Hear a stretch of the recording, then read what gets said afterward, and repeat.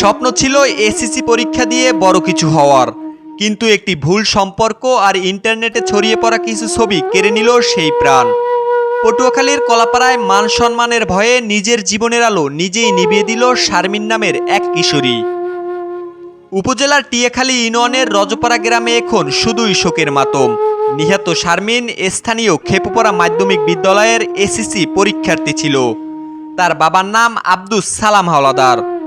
পরিবার সূত্রে জানা গিয়েছে একই এলাকার জিসান নামের এক যুবকের সাথে শারমিনের প্রেমের সম্পর্ক ছিল, কিন্তু বিষয়টি পরিবার মেনে না নেওয়ার ফলে শুরু হয় পারিবারিক দ্বন্দ্ব। অভিযোগ উঠেছে এতে ক্ষিপ্ত হয়ে জিসান শারমিনের কিছু অপ্রীতিকর ছবি সামাজিক যোগাযোগ মাধ্যমে ছড়িয়ে দেন। শারমিনের ফুফু জানান, লোকলজ্জা আর চরম মানসিক চাপ সইতে না পেরে রবিবার সন্ধ্যায় নিজ ঘরে গলায় ফাঁস দেয় শারমিন। এক ছেলের সাথে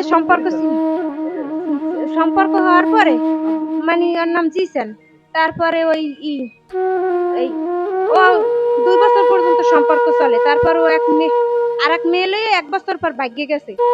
ভাগ্যে যাওয়ার পর এই মেয়ের সাথে বিয়ে হয়েছে। বিয়ে পরে ওর বাপ মা মান্য নেয় না নেওয়ানি, ও আর কি এরপরে এখন মান্য নিয়েছে। এখন আইসে দেশে হওয়ার পরে ও আর কি ওর কিছু ছবি আছে খারাপ ছবি, ওগুলো ওই ছবিগুলো ও সব ছাড়িয়ে দিয়েছে সবার মোবাইলে।